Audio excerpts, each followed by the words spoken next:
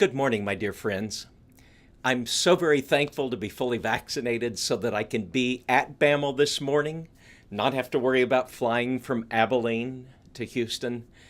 And I know for some of you it's still a little early and you're not with us in the gathering space, but you're with us here. So I hope this feels familiar to you since I've preached about 50 sermons here this past year and a little more with this as my background. But I'm so grateful to connect with you again. Good to be with you this morning. And this is my first time to get to speak since it was announced that David and Kristen Ayers are going to be moving very soon to Houston, that David's going to be the senior minister for the BAML Church. I am a big advocate of David's, partly because I'd love to be in a church where David was my senior minister. That's a pretty good criteria. I'd like for my grandkids to be in a church like that. I've been a fan of David's for a long time. So much so that back in the days when I taught 300 college students at a time at Abilene Christian University, I would turn over some of the teaching responsibilities to graduate assistants. They had to be able to carry the load, even though they would meet with smaller groups. And one of the best I ever had was David when he was doing his MDiv work at Abilene Christian University. And then I did a long-term interim ministry in Midland, Texas. When I needed an associate minister, I went after David. He was my first choice, and we had a wonderful working relationship together.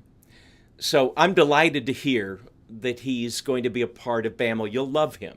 Part of why I'd love to be in a church that he's helping lead is that I know he says something that I need to hear.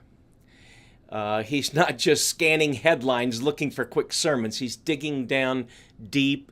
He's thoughtful. Another reason is because I know behind that there is a whole life of spiritual formation, that his life is about being formed into the way of Jesus. So I'm hearing an authentic voice. And then another reason is the older I get, the more important it is to me to know I'm listening to somebody who loves the people he's speaking to. I've had too many interactions working with churches where, come to find out, it just feels like there was too large a gap between the interests of the one ministering and those in the congregation. David will be a pastor with you. You'll love talking to him in the foyer and having coffee with him.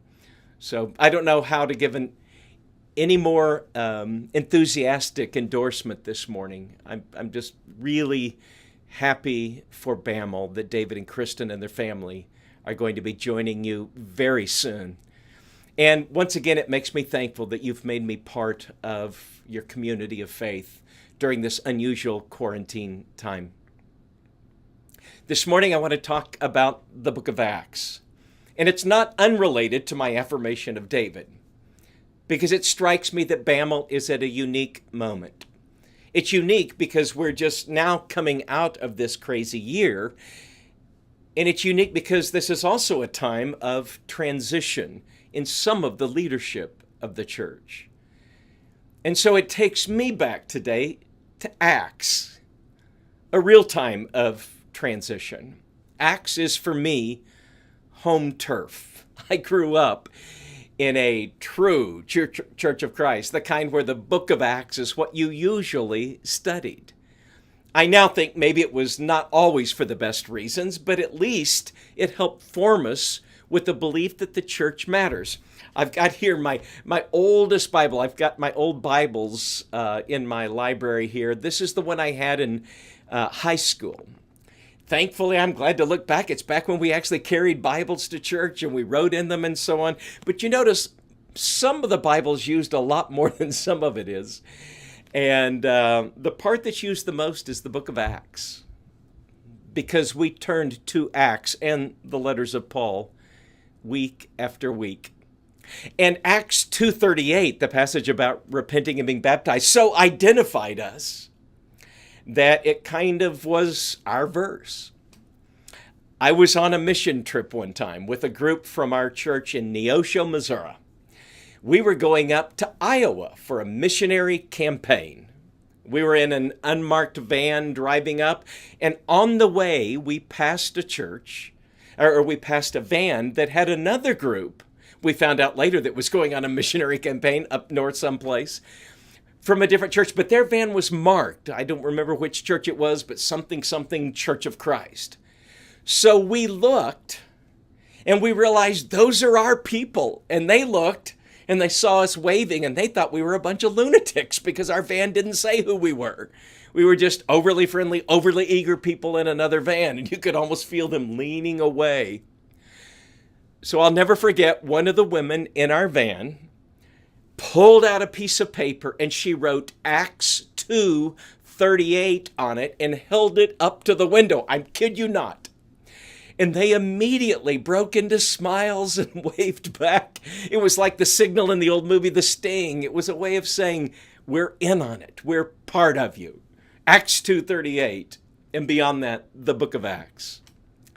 Well, thinking back now, a lot of the view of Acts was that it was a kind of blueprint, that they did it just right, they nailed it, and so our job is to read it again and again and again and again so we can get all of it right. That in essence, the early church was the brick and mortars of the original temple of God, and our job is to go back, do some archaeological digging, and find the brick and mortars and reproduce it today. Well, just recently, I listened to the book of Acts 3 times. Once a year, going to Pepperdine, I drive. Now, most of the year when I go do my work there, I fly, obviously, from Abilene. But once a year, on my way to the Harbor Lectures, I'll drive. It's a long way. I always know it's a long way when I come back and I hit El Paso and think, yes, I'm almost home. Because it's a long way from El Paso to Abilene. There used to be a sign in Abilene saying, El Paso, 444 miles. And from El Paso to Houston, I can't even imagine. It's probably closer to London from Houston than it is to El Paso. But on that trip, I kind of catch up on phone calls, and I kind of get my head in the game. And I listen to great music, which for me mostly means 1970s rock music. But this year, I've been kind of wanting to do this. I listened to the book of Acts. And when I finished, I listened to it again. And then, on the way back after the lectures, I listened to it a third time. And I was kind of overwhelmed with how insightful it was. I got to know Luke again as a storyteller, somebody that's got an angle on life he wants to present. He's not just telling us how it was so we can reproduce it. He's a storyteller telling us what life in light of the resurrection of Jesus with a community of people looks like. Goodness, you start with 12 simple men in Acts chapter 2. Shortly after that, people notice they're not schooled, they're not trained, they're not theologians, they didn't come from the clergy. No, these are just people right there commissioned by Jesus. But the next thing you know, this story has dominoed all over the Mediterranean world. And part of what struck me as I listened those 3 times was a constant sense of disruption. Now, most of the time in church, what we have to face is distractions. We get distracted by the smallest little things. Churches can spend eternal amounts of energy trying to defend their mask policy. They're mad, they left, it's not enough for them, and the next thing you know, it's one more distraction. But if it's not that, it's something else. It's like churches cannot just discern together, make a decision, and press forward in the mission of Christ. No, we're too easily distracted. We're almost like kids playing in a muddy puddle when there is an ocean out there with a constant wave of refreshment coming. But the muddy puddles are enough. No, in the book of Acts, there is a temptation to get distracted. But the bigger issue is disruptions. Distractions can drive a church insane. If Bama will let it, we can forever be spinning wheels in distractions. We can fight every potential change. We can resist everything. But disruptions, Well, disruptions are another thing. Disruptions cause you to back up and open your eyes and ask questions. Like a pandemic. I love the saying, don't let a good pandemic go to waste. What if the pandemic causes us to be so disrupted? We ask, okay, as we come back together, what does it mean to be the church? What does it mean to discern the will of God? What does it mean to be alive to the Spirit of God in this world? It could be a good thing.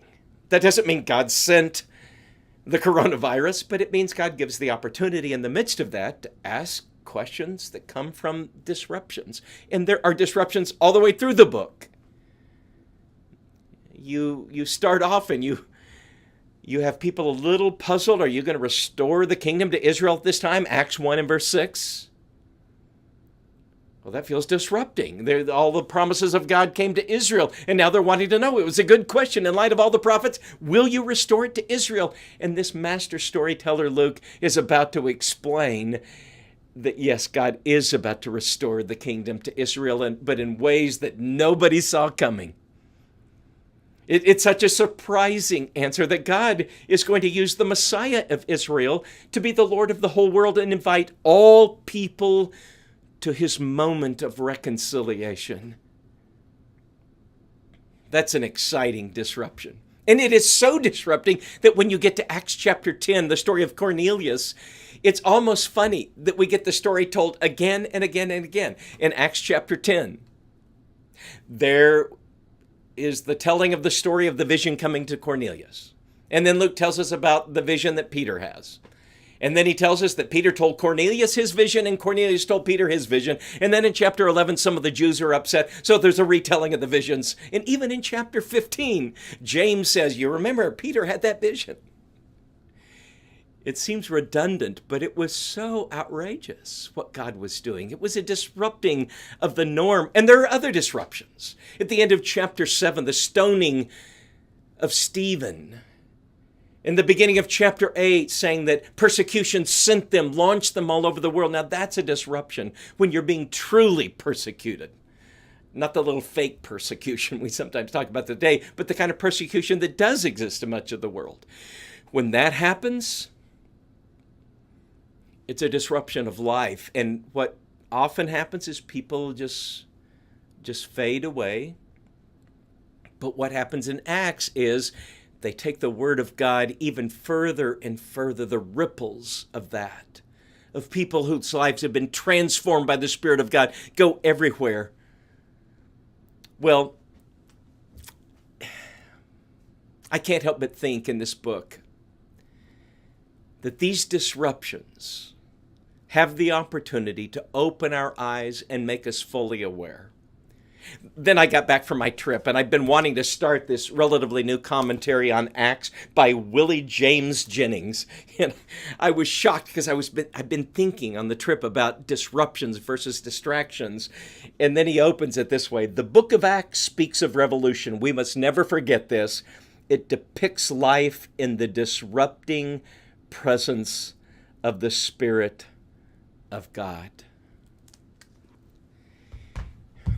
My dear friends, let's open our eyes to some disruptions because life has been disrupted. But like in the book of Acts, let's be open to the movement of the Spirit of God and take advantage of the moment. The job is not just to reassemble people quickly. It's not just to get back to where we were in early 2020. No, the job is to think again for each of us individually to ask, what does it mean for me to be a Christ follower?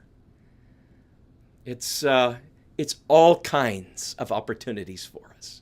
When you open the book of Acts, you wonder, okay, what are they going to do with this? Chapter 1 and verse 20, it says they watched him ascend. And if we were reading it for the first time, we would think, oh boy, I hope that's not all they do is watch. Because Christianity can pretty easily be turned into a spectator sport. That we watch. We watch the ministers do this. We watch the elders do that. We watch the worship assembly do this. They watched him ascend. And by the way, the ascension was a disruption. It's the most disrupting part of the story, perhaps. Okay, he died. We didn't see that coming, if you were there in the beginning. And then he was raised. We didn't see that coming. But once he's been raised, and we have the King of Kings and Lord of Lords here, Why would he leave? Why not stick around? Wouldn't everybody come to you if you've been dead and raised from the dead? And you were King of Kings and Lord of Lords and present? But no, the next thing that happens is there is this spatial ascending to be in God's eternal world, God's heaven. And there are the people watching. But then the Spirit falls on them. Acts 2, the day of Pentecost. And the Spirit comes, and no longer do we have watchers. We have doers and speakers. So that what Luke says in Acts 1:1 becomes significant. He says, formerly, Theophilus, I told you about what Jesus began to do and teach. Well, the word began is important there because now we know that that's going to continue through them, through us, that we will continue doing what Jesus did, which is why we are the way. The Bamel Church is a lot of things, lots of images, but one of the key images is we're part of the way. We've been formed by a new world that came from the resurrection of Jesus Christ. Well, here are three things that have jumped out to me that I want to speak to our church today. Number one, it demands that we pay attention to God. It's an exciting time for us. David's coming. The elders are excited. The leaders are all the ministry team. But let's pay attention to God. God is doing something. He is at work. That's what these 12 did. Even though they maybe in some ways weren't up to the task, they were listening, responding to the fresh work of the Holy Spirit. It wasn't their job to be the primary agents of the kingdom of God, but they were participants with God, who was the one leading the way.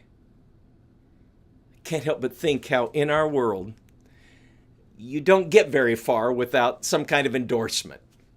Somebody who's well known in your business, or if somebody makes it big in our society today, maybe thanks especially to social media, but it's because of endorsement, some kind of celebrity nodding of approval.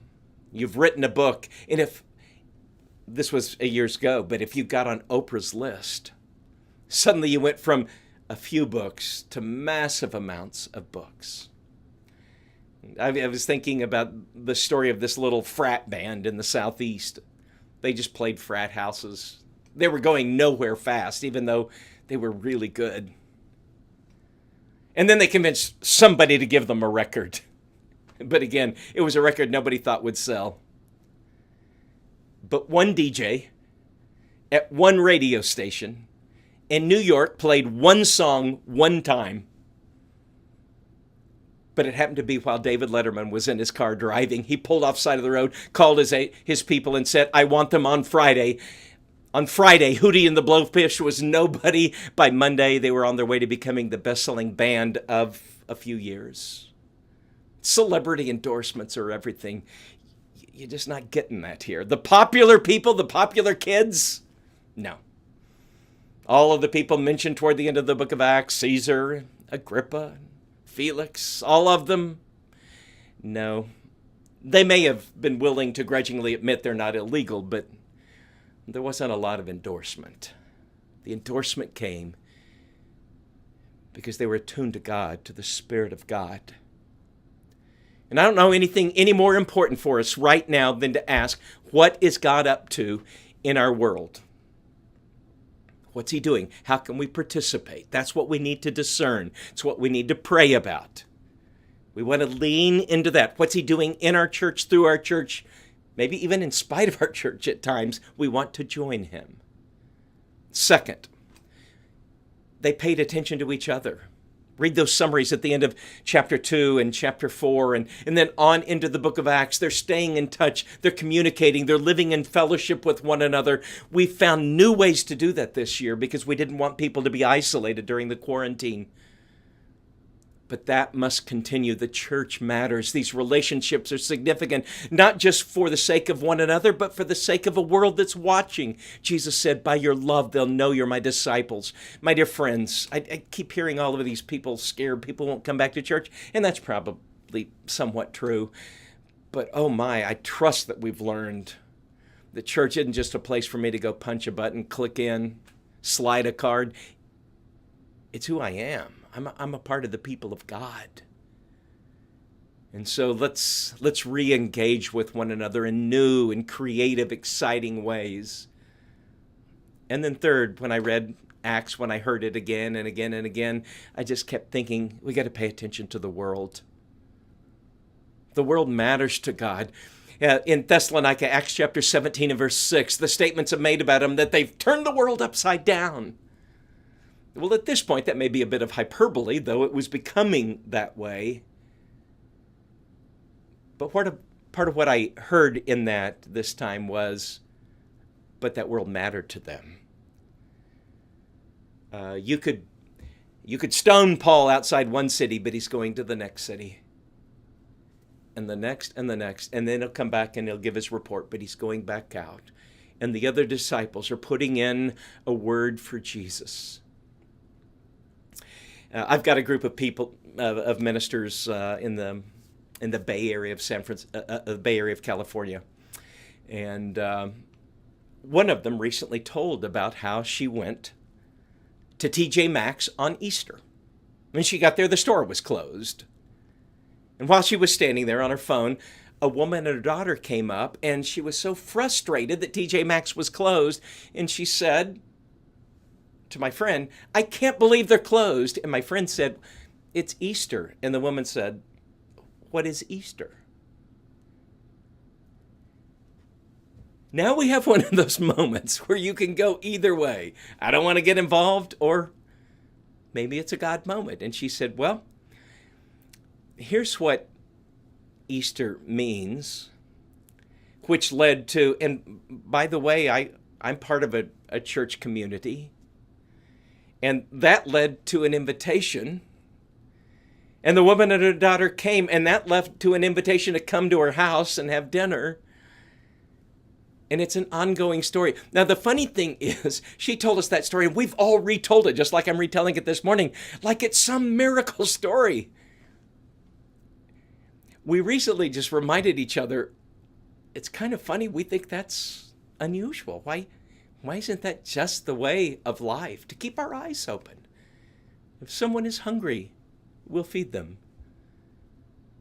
If someone needs a job, we'll help them. If someone needs family, we'll take them in. If someone needs to know what Easter is, we'll share with them about our faith. And because they matter to us, we'll listen to them. We want to hear what they have to say. In our heart of hearts, we're not people who are going to die on the hill of politics. For we have a higher politic. We believe Jesus is Lord. If Jesus is Lord, then Caesar is not Lord. No, the one who rules our lives is this one. Well, I would love for you to launch out this week. Open the book of Acts. Do some reading in it. Notice where there are distractions that threaten to make the wheels come off, but notice where there are disruptions and how in response to the disruptions, people have a chance to hear afresh the Spirit of God. I think it's an exciting time for us. I'm grateful that God has called David to leadership at this church, in addition to the other leaders. And I'm so grateful you are a part of that. Dear friends, there has been a disruption.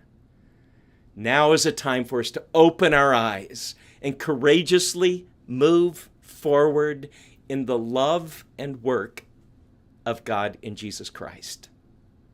Amen.